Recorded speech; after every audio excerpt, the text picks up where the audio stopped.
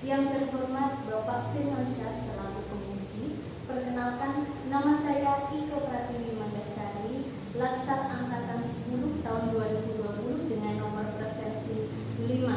Saya bekerja di SDN Unggulan Kecamatan Winongan, Kabupaten Pasuruan yang mengampu kelas 5. Pada kesempatan kali ini, izinkan saya memaparkan laporan hasil aktualisasi saya yang berjudul Penerapan Model Pembelajaran Kooperatif melalui Metode Eksperimen pada Materi Perubahan Wujud Benda untuk meningkatkan hasil belajar siswa kelas 5 SDN Unggulan Kecamatan Winongan tahun pelajaran 2019-2020. Berdasarkan dari isu yang saya angkat dari permasalahan yang ada, yaitu rendahnya hasil belajar IPA tentang perubahan wujud benda pada siswa kelas 5, dengan latar belakang bahwa siswa kelas 5 di sana tingkat pemahaman terhadap mengkonsepkan sesuatu di sini lemah.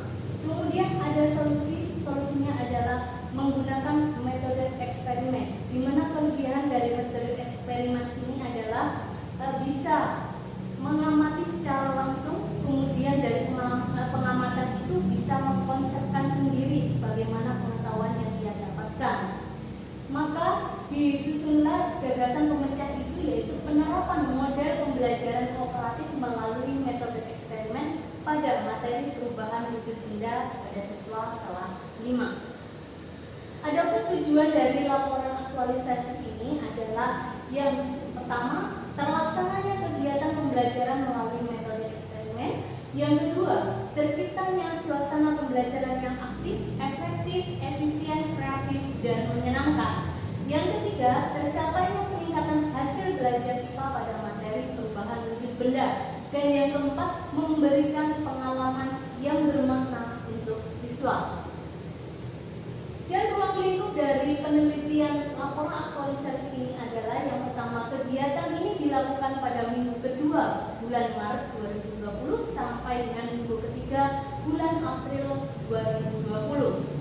Dan metode yang digunakan untuk meningkatkan hasil belajar IPA yaitu dengan menggunakan metode eksperimen.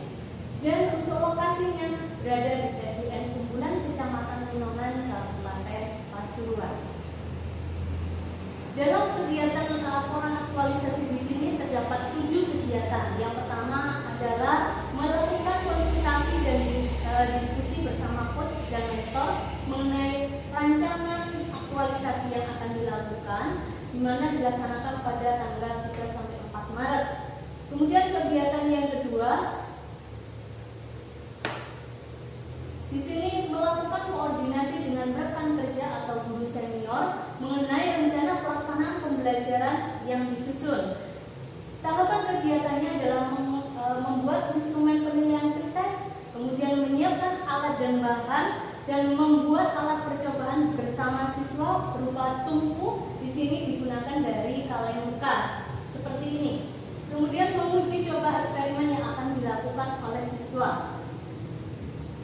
Kegiatan yang ketiga adalah mempersiapkan simulasi rancangan materi IPA tentang perubahan wujud benda melalui metode eksperimen, di mana tahapan kegiatannya adalah menyiapkan materi apa yang akan digunakan pada kegiatan ini, yaitu tentang perubahan wujud mencair, menguap, menyublim, dan menghablur atau mengkristal.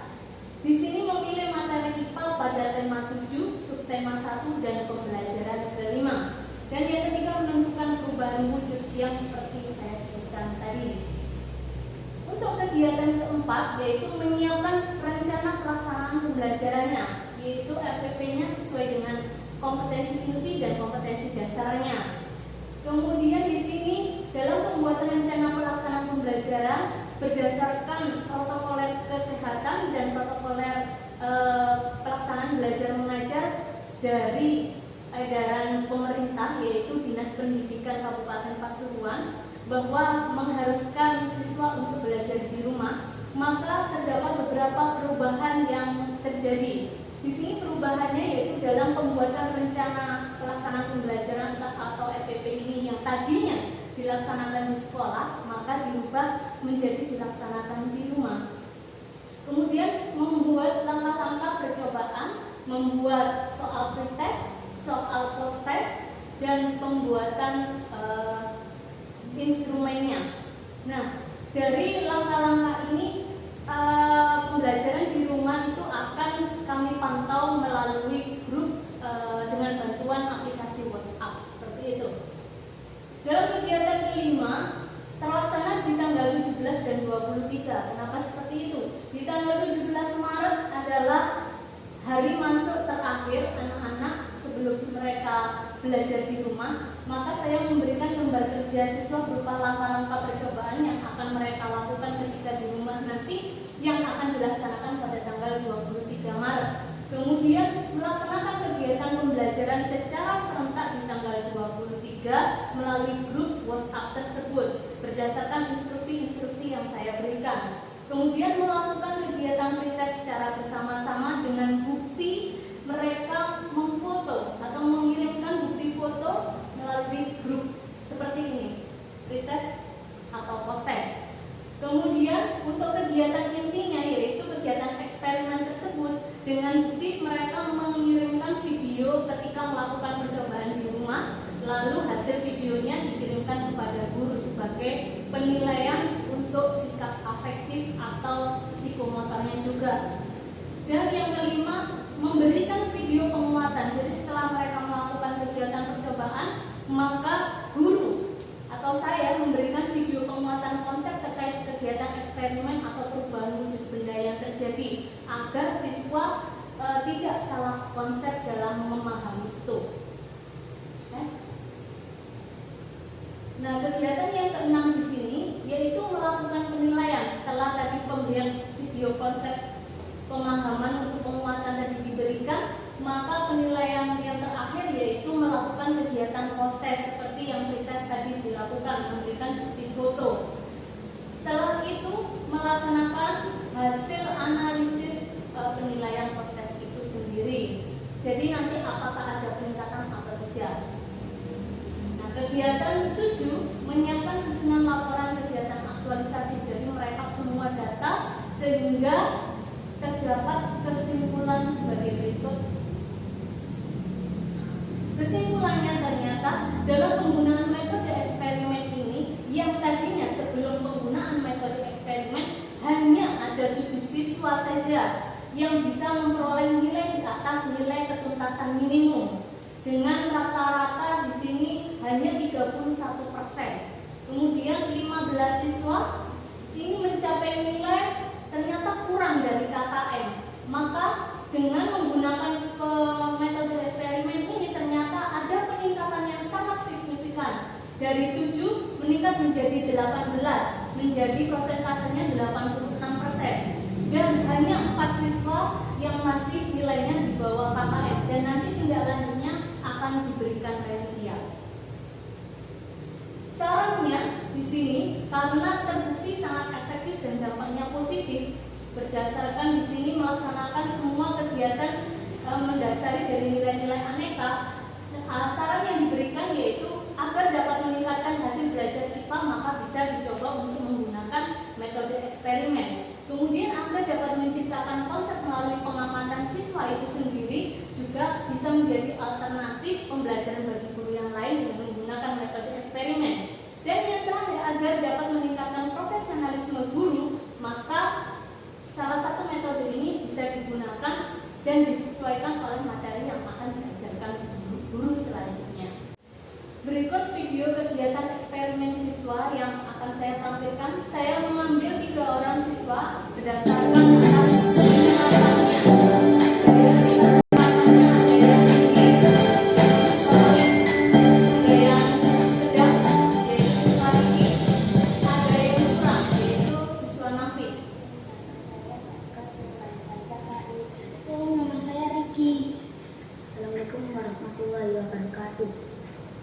Nama saya Nafi.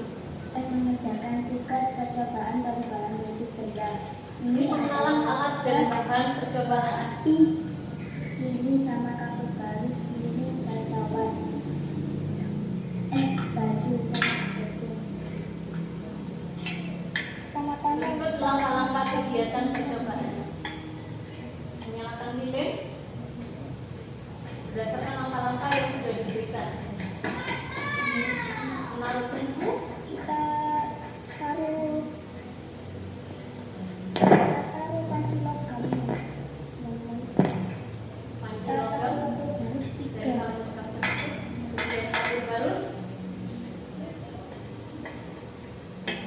Dan kita taruh cawan. Ada cawan di atasnya. Cawannya kita kasih es batu. Kemudian diberi es batu.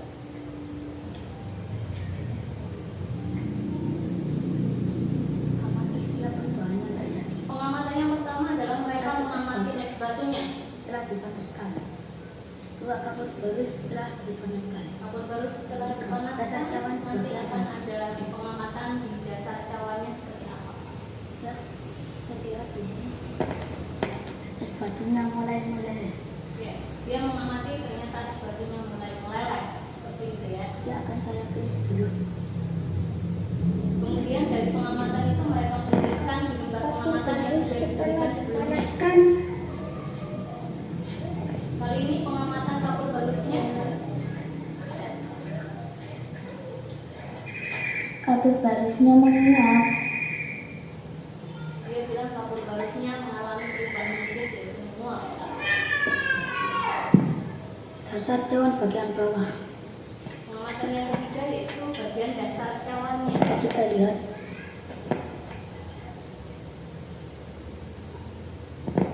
Ya, ini kristalnya. Ternyata dia sudah bisa mengamati bahwa di bawah atau di dasar cawan ada kristalnya. Kristal bawah. Kristalnya katanya.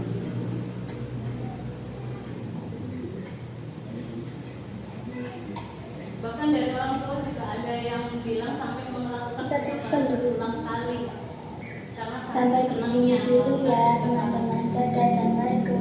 Percakapan kita sampai di sini dulu. Assalamualaikum Sampai di sini warahmatullahi setelah wabarakatuh.